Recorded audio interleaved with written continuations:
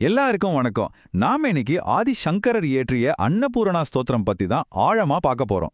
இது வெறும் உணவுக்கான பாடல்னு நினைச்சீங்கன்னா அது ஒரு சின்ன துளிதாங்க. வாங்க இந்த அற்புதமான ஸ்தோத்திரத்துக்குள்ள ஒளிஞ்சிருக்கிற பெரிய பெரிய அர்த்தங்களை நாம ஒன்னா சேர்ந்து தேடி பார்க்கலாம். இந்த ஸ்தோத்திரத்துல ஒரு விஷயம் ரொம்பவே ஸ்பெஷல். ஒவ்வொரு ஸ்லோகத்தோட கடைசியிலையும் பிக்ஷாம் தேஹி அப்படின்னு ஒரு வரி திரும்ப திரும்ப வரும். அதுக்கு அர்த்தம் எனக்கு பிச்சை இடுங்கள்னு. ஆனா இங்க ஒரு நிமிஷம் யோசிச்சு பாருங்களேன். ஒரு தெய்வம் கிட்ட போய் நாம என்ன பிச்சை கேட்போம்? வெறும் சோறு மட்டும்தானா? அது என்ன பிச்சை? இது ஒரு பெரிய கேள்வி இல்லையா? வாங்க அந்த மர்மத்துக்கான விடையத்தான் நாம இப்ப தேட போறோம். முதல்ல அன்னபூர்ணாங்கிற அந்த பேரோட அர்த்தத்துல இருந்தே ஆரம்பிக்கலாம். ரொம்ப சிம்பிள். அன்னம்னா உணவு, பூர்ணானா முழுமையானவள் அல்லது நிறைஞ்சவள். சோ உணவால் நிரம்பியவள், இதுதான் அவங்களுடைய முதல் அடையாளம். உணவுக்கும் ஊட்டச்சத்துக்கும் அதிபதி. ஆனா அவங்களோட மகிமை இதோட நிக்கல. இது வெறும் ஆரம்பம்தான். சரி, அவங்க மகிமைய பத்தி பேசும்போது முதல்ல நமக்கு கண்ணுக்கு தெரியற விஷயங்கள்ல இருந்து ஆரம்பிக்கலாம். அதாவது உலக வாழ்க்கைக்கு தேவையான ஆசீர்வாதங்களை அவங்க எப்படி கொடுக்கறாங்கன்னு பாப்போம்.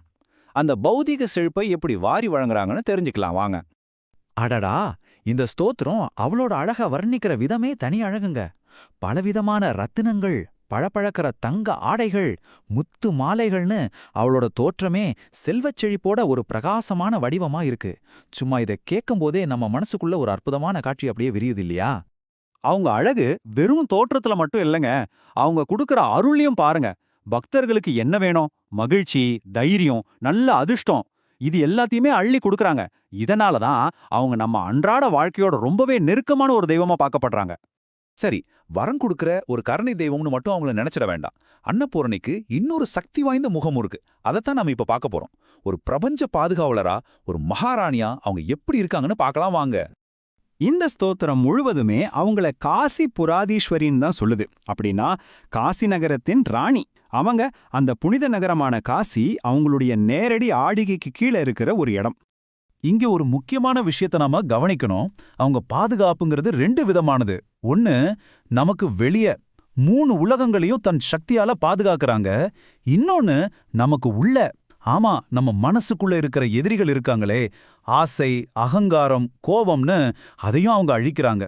சோ வெளியையும் பாதுகாப்பு, உள்ளேயும் பாதுகாப்பு. எவ்வளவு ஒரு அற்புதமான விஷயம் பாருங்க.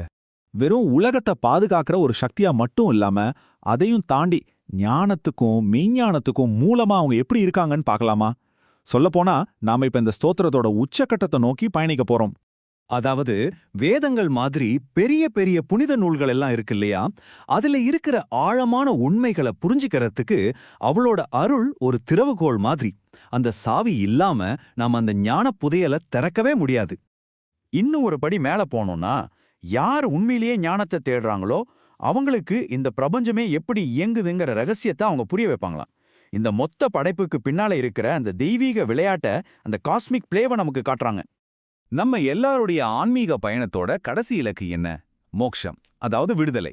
அந்த விடுதலைக்கான வாசலை திறந்து வைக்கிறதும் அன்னபூரணி தான் இந்த ஸ்தோத்திரம் சொல்லுது. அப்போ பாருங்க, அவங்க வெறும் வயிற்று பசிக்கு உணவு கொடுக்கறவங்க மட்டும் இல்ல, இந்த பிறவி பெருங்கடல்ங்கிற பசியிலிருந்து விடுதலை கொடுக்கறவங்களும் அவங்க தான்.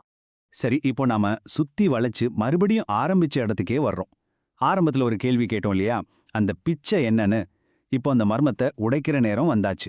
ஸ்தோத்திரத்தோட இதயத்துல இருக்கிற அந்த கோரிக்கையோட உண்மையான அர்த்தம் என்னன்னு பார்க்க தயாராருங்க. இவ்ளோ மகிமைகளை பார்த்ததுக்கு அப்புறம் இப்ப நீங்களே சொல்லுங்க, இவ்ளோ சக்தி வாய்ந்த ஒரு தேவி கிட்ட போய் கேட்கிற அந்த பிச்சை, அது வெறும் ஒரு வாய் சோறா மட்டும்தான் இருக்க முடியுமா? நிச்சயமா இல்ல இல்லையா? இதோ அந்த பதில தெரிஞ்சுக்க வேண்டிய நேரம். 11வது ஸ்லோகத்துல ஆதிசங்கரரே அந்த ரகசியத்தை உடைக்கிறாரு. அவர் கேட்கிற பிச்சை என்ன தெரியுமா? அம்மா பார்வதியே, எனக்கு ஆன்மீக ஞானத்தையும் உலக ஆசைகள்ல இருந்து விடுதலையையும் பிச்சையா கொடுன்னு கேட்கிறார்.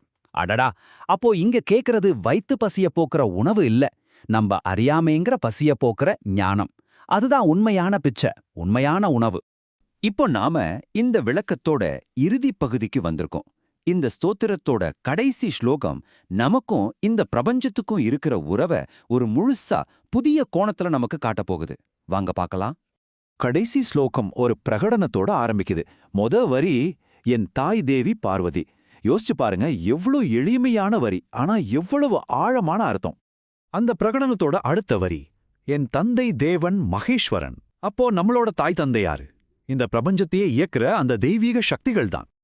இப்போ அந்த பிரகடனத்தோட உச்சக்கட்டம் என் தேசம் 3 உலகங்களும் ஆகும். அடடா, என்ன ஒரு வரி பாருங்க. அதாவது நாம ஒரு சின்ன ஊருக்கோ ஒரு நாட்டுக்கோ சொந்தக்காரங்க இல்ல. இந்த 3 உலகங்களுமே நம்ம வீடு. நாம இந்த பிரபஞ்சத்தோட குடிமக்கள், பிரபஞ்சத்தோட குழந்தைகள். அப்போ இந்த முழு பிரபஞ்சமே நம்ம குடும்பம்னா, நம்ம அப்பா அம்மா இந்த பிரபஞ்ச சக்திகள்னா, நாம நல்லா செழிப்பா வாழ்றதுக்கு உண்மையிலே நமக்கு என்ன மாதிரியான உணவு தேவைப்படும்? நம்ம உடம்புக்கு மட்டும் இல்ல, நம்ம மனசுக்கும் நம்ம ஆன்மாவுக்கும் தேவையான உண்மையான ஊட்டச்சத்து எது? நாம தேட வேண்டிய அந்த உண்மையான அன்னம் எது? இத கொஞ்சம் யோசிச்சு பாருங்க.